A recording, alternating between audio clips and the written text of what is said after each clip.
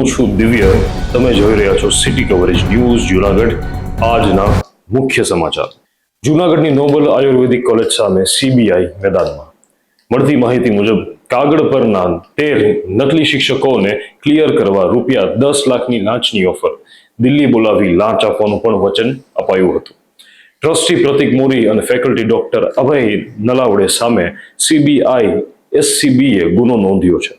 જૂનાગઢની નોબલ આયુર્વેદિક કોલેજમાં કાગળ પર અસ્તિત્વ ધરાવતા હોવાની શંકા દર્શાવાયેલા 13 શિક્ષકોના નામ ચકાસણીમાં ક્લિયર કરાયા માટે ₹10 લાખની લાંચની ઓફર કરવાના ગંભીર આક્ષેપથી ખળભળાટ મચી ગયો છે.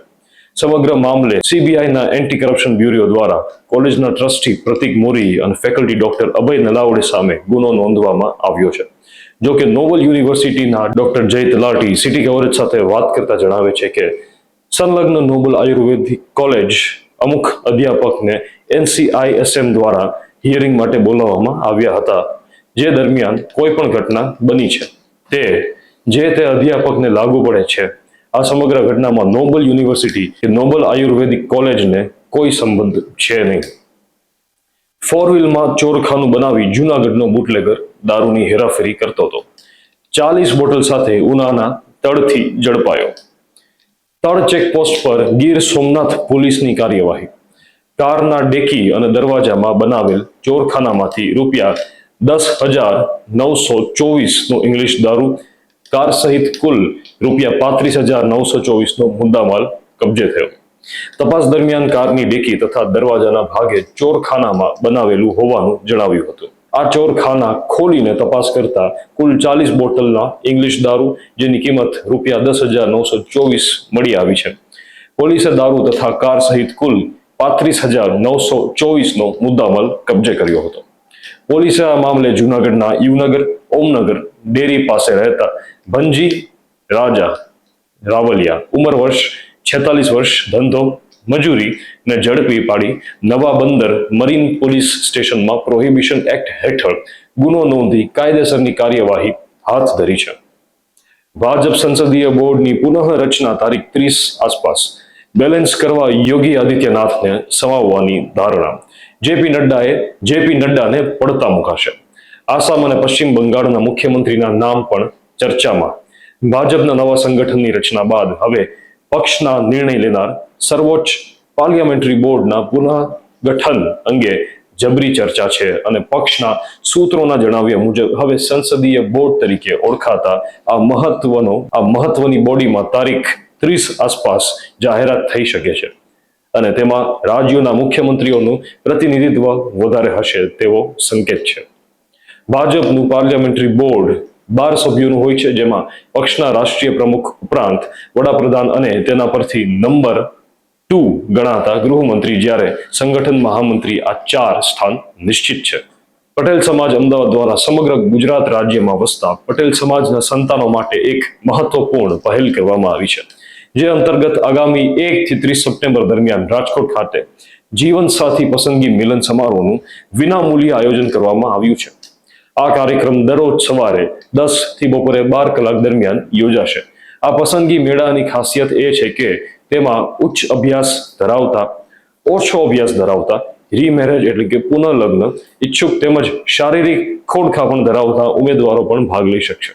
આ કાર્યક્રમમાં ભાગ લેવા ઈચ્છતા યુવક યુવતીઓએ પોતાના સંપૂર્ણ બાયોડેટા અને તાજેતરના કલર ફોટા સાથે વાલીની ઉપસ્થિતિમાં રૂબરૂ મળવાનું રહેશે. રજિસ્ટ્રેશન તથા વધુ માહિતી માટે 13 કોપર આર્કેડ, વિશ્વેશ્વર મંદિરની સામે, મવડી મેઇન રોડ, રાજકોટ ખાતે સંપર્ક સાધવો.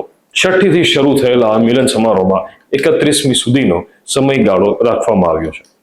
ભારતીય રેલવેએ માલવહન ક્ષેત્ર મહત્વપૂર્ણ સિદ્ધિ હાંસલ કરતા દેશની પ્રથમ ડબલ સ્ટેક લાંબા અંતરની કન્ટેનર માલગાડી સફળતાપૂર્વક દોડાવી છે. આ ટ્રેન મુંબઈના જવાહરલાલ નહેરુ બંદરથી વડોદરા વિભાગના વરણામા ખાતે આવેલા કન્ટેનર કોર્પોરેશનના માલસામાન ટર્મિનલ સુધી દોડાવવામાં આવી હતી. ટ્રેન આશરે 422 કિલોમીટરનું અંતર કાપ્યું હતું. આ ટ્રેનમાં એકની ઉપર એક એમ 2 સ્તરે કન્ટેનર ગોઠવવામાં આવ્યા હતા. કુલ 360 20 ફૂટ સમકક્ષ કન્ટેનર એક જ ફેરામાં પરિવહન કરવામાં આવ્યા હતા. ટ્રેનની કુલ લંબાઈ આશરે 1.3 કિલોમીટર હતી અને આ કામગીરી પશ્ચિમ સમર્પિત માલવહન માર્ગ પર કરવામાં આવી હતી. કૃતિ સેનનની રક્ષાબંધનની જાહેરાતને લાગતા વિવાદ બાદ નિર્માતાઓએ તેને બધા જ પ્લેટફોર્મ પરથી દૂર કરી દીધી છે. તાજેતરમાં રિલીઝ થયેલી જાહેરાત માટે કૃતિ સેનનને ભારે ટ્રોલ કરવામાં આવી હતી. બુધવારે જ્વેલરી બ્રાન્ડે એક નિવેદન બહાર પાડીને કૃતિ સેનનને ખાસ રક્ષાબંધનની જાહેરાત બધા પ્લેટફોર્મ પરથી પાછી ખેંચી લીધી હતી. કૃતિ સેનનના કપડા અંગે સોશિયલ મીડિયા પર થઈ રહેલી આકરી ટીકા વચ્ચે અભિનેત્રી અને ભાજપ સાંસદ કંગના રનૌતે પણ અભિનેત્રીને બિકીનીમાં રાખી બાંધવા બદલ ટીકા કરી હતી. દેશમાં ઇલેક્ટ્રિક વાહનોને પ્રોત્સાહન આપવા માટે બેંકોથી મળતું કરજ એટલે કે લોન સરળ થઈ શકે છે. અનેક સરકારી બેંકો અને નાણાકીય સંસ્થાઓએ તેના માટે પ્રાથમિકતાવાળી લોન એટલે પ્રાયોરિટી સેક્ટર લેન્ડિંગના નિયમ બદલવાનો પ્રસ્તાવ કેન્દ્ર અને આરબીઆઈને આપ્યો છે, જે અંતર્ગત E2 વ્હીલર અને ઇલેક્ટ્રિક કારોની સાથે ચાર્જિંગ, બેટરી, સ્પેસિંગ ઇન્ફ્રાસ્ટ્રક્ચર અને કમર્શિયલ ઈવી ફ્લીટને પ્રાયોરિટી સેન્ટર લેન્ડિંગમાં ક્ષેત્રમાં લાવવાની તૈયારી છે. પ્રસ્તાવ મુજબ ઇલેક્ટ્રિક ટુ વ્હીલર ખરીદવા પર 2 લાખ રૂપિયા સુધીની લોન આ વ્યવસ્થા અંતર્ગત આવી શકે છે. જો કે આ ફેરફારોને હજુ કેન્દ્ર સરકારની મંજૂરી નથી મળી. આજે તિબેટથી આવેલા વિનાશક પૂરે નેપાળમાં ભારે તબાહી મચાવી. 1000 લોકો તણાયાની આશંકા છે. તિબેટથી આવેલા ભયંકર પૂરથી નેપાળના રાસુવા જિલ્લાના તૈમુર બજાર વિસ્તારમાં ભારે વિનાશ સર્જાયો છે.